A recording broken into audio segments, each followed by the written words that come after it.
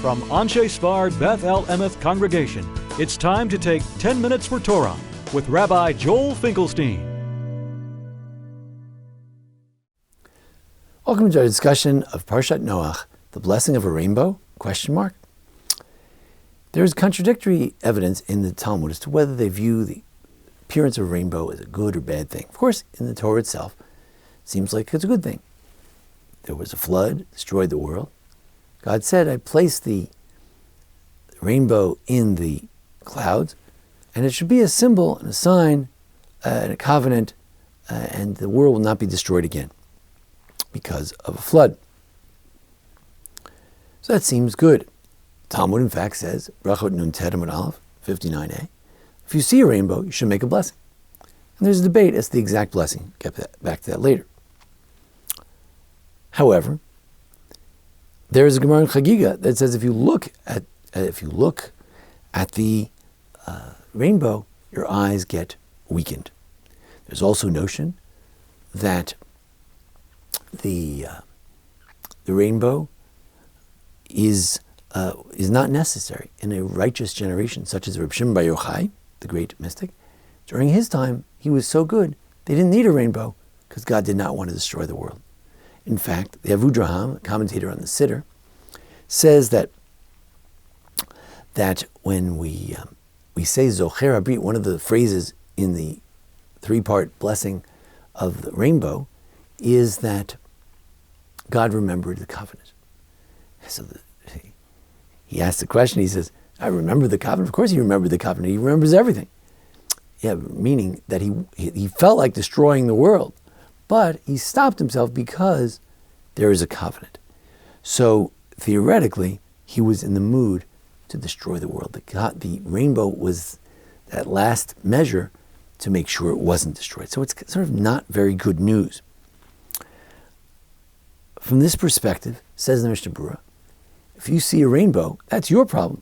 Don't go telling your friends about it. It says in Mishlei that Motzi Diba Hu Ksil. Anybody who gives bad news is a fool. Why would you want to tell people bad news? It's bad enough that you saw that the world should be destroyed, but only if not for the rainbow it would be. Why should your friend have to see it? So if you see a rainbow, you don't have to run inside to tell your best friend, your family, whoever it is, to go outside and make a blessing. No. It's unfortunate when you see it. It reminds us that God wanted to destroy the world. However, this is not the only view. In fact, Rabbi Yosef Bechor Shor says, it's a beautiful thing. It tells you that God is not going to destroy the world. It's a joyous kind of thing. Some suggest that it's great. You should tell your friend. You know why? If you go tell your friend, he'll come out and he'll say, oh boy, God was going to destroy the world. I better repent. I better do tshuva. I better do better in my life. So sure, you want to tell your friend so he can also think about it, contemplate it, and do better. This idea that you shouldn't look at the rainbow, why is that? Well, in Ezekiel it says that the image of God is like a rainbow on a beautiful day. So we don't want to look at the image of God. So that seems to indicate that it's very beautiful. But the Rambam doesn't even mention that. You shouldn't look at it. It's sort of a mystical idea. He doesn't mention that type of thing. However, the Shulchan Aruch codifies that. When you see it, you make a blessing, but don't look at it too much. You see, on the one hand it says if you see it, you should make a blessing. On the other hand it says you shouldn't look at it. So what's the answer? The Rosh Rabbeinu Asher says, if you look carefully, that's a problem. If you just look cursorily, you can make the blessing. Some want to suggest that it's looking at it philosophically. You look at it and you wonder about evil in the world and all kinds of problems. That's what you shouldn't do.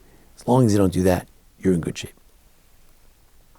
Then there are a number of halachic questions which sort of hinge on how we understand this kind of mitzvah. What if you see it twice in a month? You see, we know that if you see the Great Sea, say the Atlantic or Pacific Ocean, you should say, Baruch, blessed is God who made the Yam HaGadol, Asher Asad HaYam HaGadol. Here in Memphis, we don't live too close to any big ocean, so if you haven't been to New York, California for 30 days, you could say that blessing. What if you saw a rainbow one day and then you see another rainbow the next day? There's a continuing storm, so you see another rainbow. So you should make another blessing? So if it's a blessing like seeing the Great Sea, you say, look, I already saw the Great Sea. It's not such a big deal anymore. So wait till you haven't seen it for 30 days.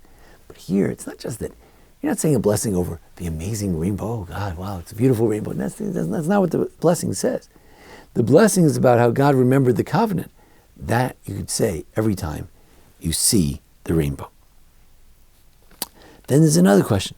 What happens if you saw a rainbow, but you didn't see the whole thing? So the Bir Halacha says, well, I don't know. If you didn't see a full bow, you just saw a little bit of the spectrum. So then what do you do? So this depends on the significance of the bow. Ramban suggests the idea of a bow is as follows. As humans, we might think, and Job suggested something to this effect, and I think the Greek mythology suggests something to this effect, that sometimes the god, so to speak, or that God himself, is shooting at you, you know? In fact, Jeremiah says, you've placed me at like a target for an arrow. And you're targeting me. It's like I have a big target on my face. But when you look at the rainbow, it's true it's shaped like a bow of an arrow, of a bow and arrow. But the bow is facing outward. Now, of course, we're not shooting any arrows, but the point is that God, in creating the rainbow, says, I'm coming in peace. I'm not facing the bow toward you. I'm facing the bow away from you. As if I come in peace, I'm not going to destroy the world. This is a very important point about God. God's not here to knock us down and to hurt us. So the bow is very important according to Ramban. So someone would suggest, if you don't see a bow, you just see, let's say, a little bar.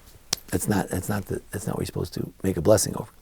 There's also a suggestion based on Rabbi Yonasan Eibschitz that maybe we don't know when to make a blessing or not. He said, he dealt with the famous question, which, as we'll see, the Abarbanel deals with this question, Ramban. There was always a rainbow. I mean, you take light, you refract it through the water, and you get a rainbow. Right now I'm looking at the lights of the producer, and I can see a rainbow too. Should I make a blessing over that? What was new when the flood was over? There was a rainbow. So what was new? There was always a rainbow. Refraction is always a scientific possibility. So he says there was a miraculous rainbow and there was a natural rainbow. And we don't know the difference. So maybe you can't make a blessing unless you know the difference. Most people reject this idea, say you can make a blessing over any rainbow. In fact, Rabbi Bernal has a different theory. He says it must be that until then they didn't have rainbows. Why? Very often there's a storm and it stops and there's no rainbow. When is there a rainbow? Only when there's a little mist and then the sun starts coming through. It's just like a sun shower. Then you get the rain with a little bit of sun, and then you get the sun, and then you get the rainbow. So that doesn't always happen. Maybe in those days they always had thick clouds, or there was a clear sky. So maybe that was the difference, and that's what changed in Parshat Noach. What is the symbol of the colors? Why I think it's so beautiful colors? It's so striking. Why these colors?